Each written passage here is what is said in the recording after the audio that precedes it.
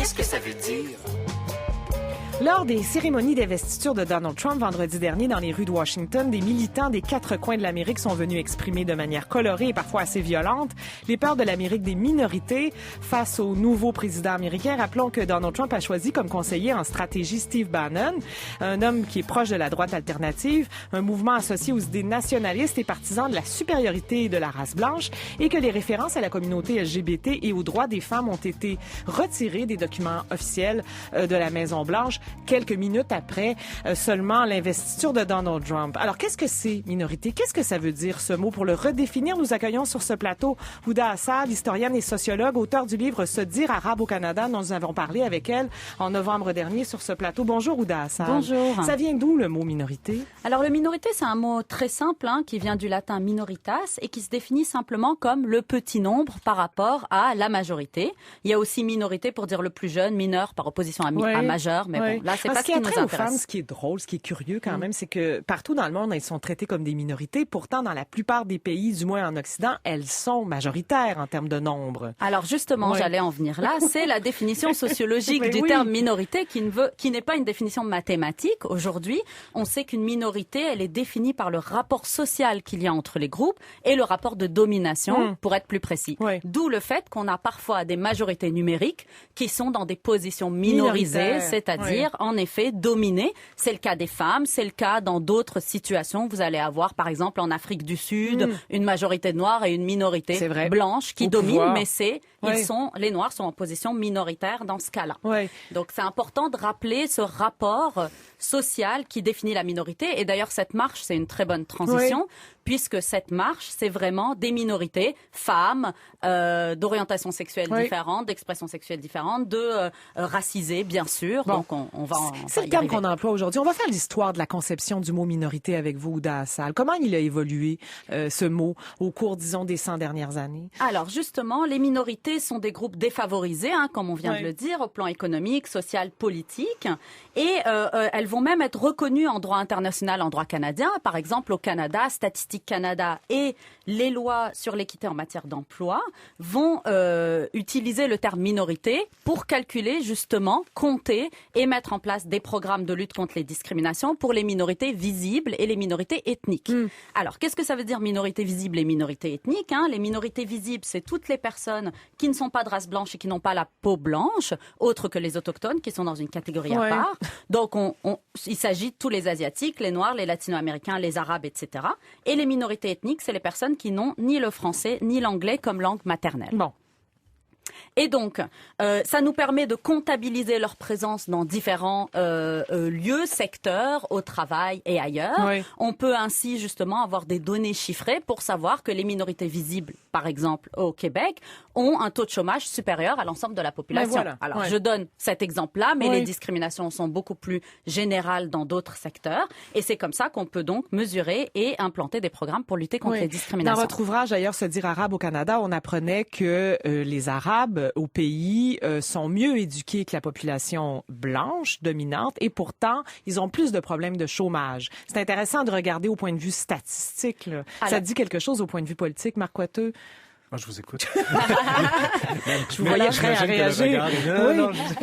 Alors justement, c'est un bon exemple, les Arabes, mais il y a tout un tas d'autres exemples de minorités racisées. Alors moi, j'utilise plutôt le terme de minorité racialisée ou racisée, qui est celui qui s'est répandu beaucoup plus chez les sociologues, chez les experts qui travaillent sur le sujet, mais aussi par les personnes concernées qui préfèrent se nommer comme minorité racisée.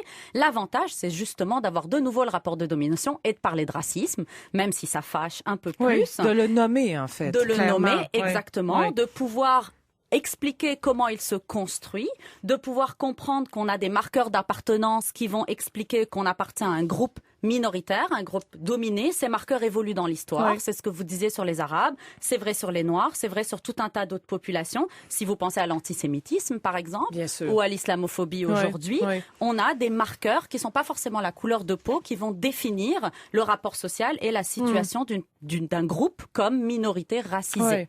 La religion, en l'occurrence. Alors, la religion, en l'occurrence, c'est le cas de l'antisémitisme et c'est le cas de l'islamophobie aujourd'hui, où on va voir, par exemple, que les musulmans vont être reconnus comme une minorité minorités racisées parce qu'elles vont être discriminées, tout simplement, alors qu'elles peuvent être de toute origine nationale. On peut avoir quelqu'un qui est blond aux yeux bleus, qui s'appelle Mohamed et qui sera discriminé juste à cause de son prénom, ou des personnes qui portent un hijab, un voile, qui évidemment deviennent racisées dès le moment où elles ont ce signe-là, même si elles peuvent être converties, blanches de peau, etc. Oui.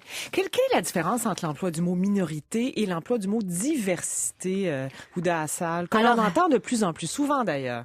C'est une excellente question et c'est une question un peu compliquée. Il y a eu beaucoup de travaux qu'on travaille là-dessus parce que c'est des politiques publiques. D'abord, il y a des politiques publiques de lutte contre les discriminations qui sont devenues des politiques publiques plutôt de promotion de la diversité.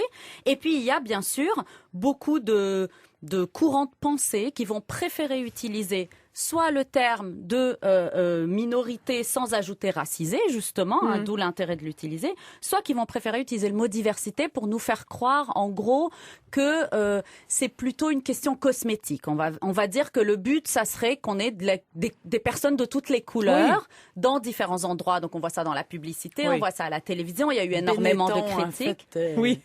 Bon, on a vu une publicité l'automne dernier qui a fait évidemment crier beaucoup de représentants des communautés culturelles montréalaises, une publicité vantant les mérites du 375e anniversaire de Montréal où il n'y avait aucune minorité visible. Huda Assal, tout à fait. Alors, quand il n'y en a aucune, évidemment, c'est très, très révélateur. Ça dit bien ce que ça dit. Mais quand il y en a quelques-unes de temps en temps, ça ne veut pas dire que le problème est réglé. Mais non. Alors, évidemment. Surtout que c'est souvent les mêmes, si je peux me permettre. Alors, c'est possible.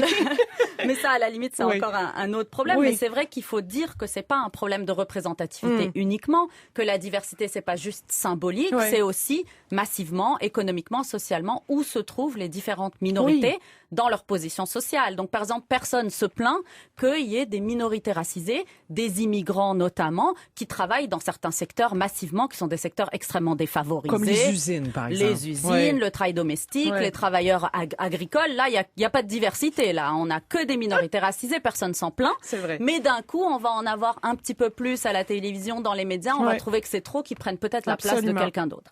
Donc, évidemment, il y a tout un discours. D'ailleurs, comme discours. Hein? Tout à fait. Et c'est encore porté par certains observateurs, comme on l'a vu dans l'article de Christian Rioux, publié il y a à peine quelques semaines. Alors, cet exemple est encore plus problématique parce qu'évidemment, la métaphore des poissons est extrêmement insultante et ça montre à quel point c'est violent de nier l'existence même du racisme. D'où, en fait, il me semble, pour beaucoup de chercheurs, d'experts et pour les acteurs du terrain, des militants qui se battent contre le racisme, utiliser le terme de minorité racisée, de femmes racisées, de penser un peu tous ces rapports de domination est beaucoup plus intéressant. Bon, vous trouvez ça positif, vous? Parce que je sais qu'il y a des gens qui ont des résistances envers le mot racisé, par exemple.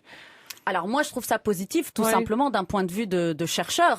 Je trouve que le racisme, il a une définition très claire historique. On a des minorités qui sont racisées historiquement. On est ici dans un État colonial où on a des rapports de domination, où il y a eu de l'esclavage, où il y a eu des immigrations massives avec de la discrimination, comme je le montre dans mon livre. Et donc, évidemment, le terme racisme, il est indispensable en fait. Je pense pas qu'on puisse s'en passer. Je pense que ça décrit des réalités sociales, des rapports de domination dans une société. C'est un problème politique, c'est un problème structurel. Et il me semble qu'il faut arrêter d'en faire une question morale. C'est bien, c'est pas bien, non, on se sent coupable. Tout ça me paraît être une diversion. Et comme c'est un problème structurel, il va falloir que l'ensemble de la société s'en saisisse et qu'on lutte tous ensemble pour l'égalité des droits, pour tout le monde, pour toutes les minorités d'ailleurs, racisées ou autres minorités en position dominée. Huda Assal, on va placer les références des livres qui ont nourri votre réflexion autour de cette redéfinition du mot minorité aujourd'hui sur notre site web. Merci beaucoup d'être avec nous. Merci.